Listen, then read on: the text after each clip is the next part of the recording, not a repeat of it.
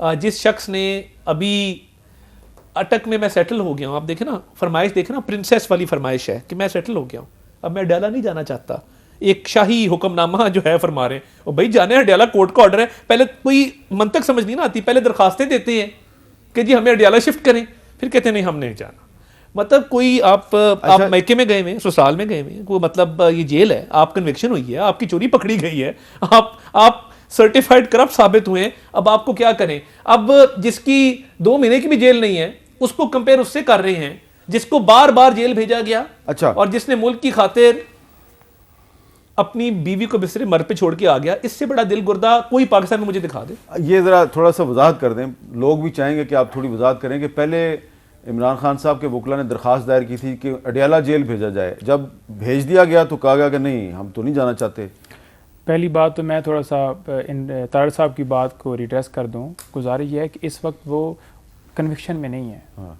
इस वक्त वो उनकी सज़ा सस्पेंड हुई है लीगली तौर पर और अंडर ट्रायल है साइफर केस के अंदर, ठीक है जी। उसके अंदर जब तक उनको उनके ऊपर जुर्म साबित नहीं होता तब तक वो इनोसेंट है और ये लॉ की ज़बान है। सेकंड बात ये रह गई कि 2 महीने पहले हमने दरख्वास्त दी।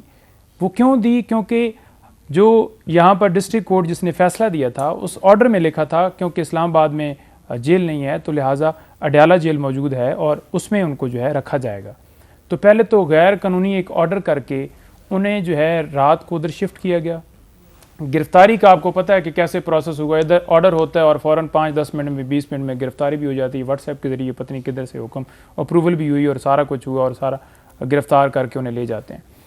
और गिरफ्तारी के टाइम भी आपको पता है कि वहाँ पर किस तरह बेडरूम जो है वो तोड़ा गया। हालांकि वो खुद कह रहे हैं कि मैं आने के लिए तैयार हूँ और मैं रेडी हूँ, जो भी है आपके प्रोसेस मुझे दिखाएं। कोई वारंट उस दिन भी नहीं दिखाए गए, 9 मई को भी नहीं दिखाए गए जब मैं उनके साथ था और उस दिन भी नहीं दिखाए गए।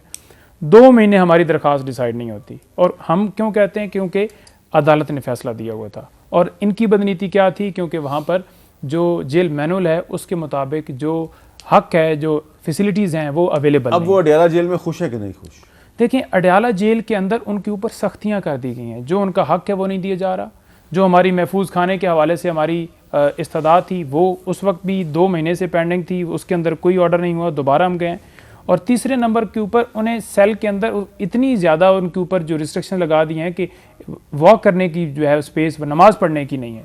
तो ये तो फंडामेंटल राइट्स है। अयूब पार्क ले जाएगा? नहीं, अयूब पार्क नहीं कह रहे, लेकिन इतना तो होना चाहिए कि नमाज की स्पेस हो और जो उनका हक है कानून के मुताबिक। ये खुद एसी लेते रहे हैं और खुद वहां पर वॉक करते रहे हैं, खाने भी खाते रहे हैं घर से और सारा कुछ होता है, उसके ऊपर बात नहीं ये करते।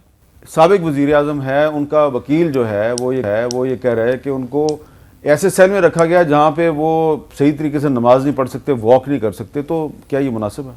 देखिए, जेल मैनुअल के मुताबिक अगर जो देखिए उसमें क्लासेस हैं, अगर जेल मैनुअल के मुताबिक उनको उनकी क्लास दी गई है तो ठीक है, और अगर जेल मैनुअल के मुताबिक क्लास नहीं दी गई है फिर ठीक नहीं है। ठीक है। मगर एक चीज़ जो है ना, वो नईम साहब के हवाले से 2-3 दफ़ा ये कह चुके हैं, वो जहाँ पे सस्पेंशन होती है सेंटेंस की, सेंटेंस जो है वो सस्पेंड है, मगर कन्विक्शन जो है वो कन्विक्शन जो है वो बेल हो जाए, कन्विक्शन जो है वो फील्ड में सेंटेंस और उसको कन्विक्शन को अलग अलग सर अभी उस केस में मान लेना नहीं। चले बाकी बात वो कन्विक्टेड अगली दफा कर लेंगे। आप तीनों का बहुत बहुत शुक्रिया, इजाज़त दीजिए। अल्लाह हाफ़िज़।